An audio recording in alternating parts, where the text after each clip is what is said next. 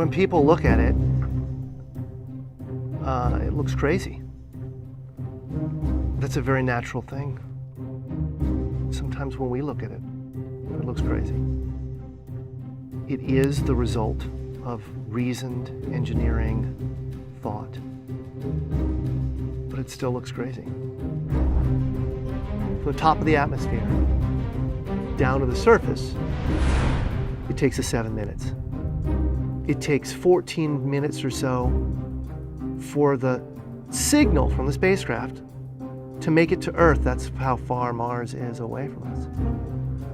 So when we first get word that we've touched the top of the atmosphere, the vehicle has been alive or dead on the surface for at least 7 minutes.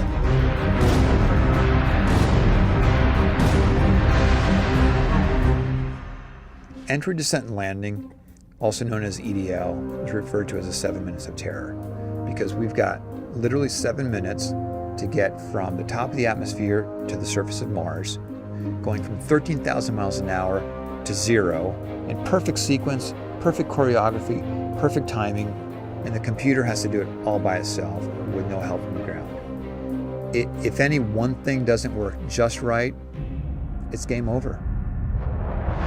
We slam into the atmosphere and develop so much aerodynamic drag. Our heat shield, it heats up and it glows like the surface of the sun. 1,600 degrees. During entry, the vehicle is not only slowing down violently through the atmosphere, but also we are guiding it like an airplane to be able to land in a very narrow, constrained space. This is one of the biggest challenges that we're facing, and one that we had never attempted on Mars. Mars is actually really hard to slow down because it has just enough atmosphere that you have to deal with it. Otherwise, it will destroy your spacecraft. On the other hand, it doesn't have enough atmosphere to finish the job. We're still going about 1,000 miles an hour. So at that point, we use a parachute. The parachute is the largest and strongest supersonic parachute that we've ever built to date. It has to be able to withstand 65,000 pounds of force, even though the parachute itself only weighs about 100 pounds. When it opens up that fast, it's a neck-snapping 9 Gs. At that point, we have to get that heat shield off. It's like a big lens cap blocking our view of the ground to the radar. The radar has to take just the right altitude and velocity measurements at just the right time, or the rest of the landing sequence won't work. This big, huge parachute that we've got, it'll only slow us down to about 200 miles an hour. And that's not slow enough to land. So we have no choice, but we've got to cut it off and then come down in rockets. Once we turn those rocket motors on, if we don't do something, we're just going to smack right back into the parachute. So the first thing we do is make this really radical divert maneuver. We fly off to the side. Diverting away from the parachute, killing our horizontal velocity and our vertical velocity, getting the rover moving straight up and down so it can look at the surface with its radar and see where we're going to land.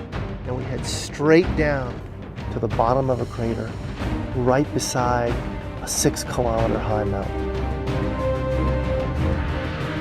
We can't get those rocket engines too close to the ground, because if we were to descend propulsively with our engines all the way to the ground, we would essentially create this massive dust cloud. That dust cloud could then go and land on the rover. It could damage mechanisms and it could damage instruments. So the way we solve that problem is by using the sky crane maneuver. 20 meters above the surface, we have to lower the rover below us on a tether that's 21 feet long, and then gently deposit it on its wheels on the surface.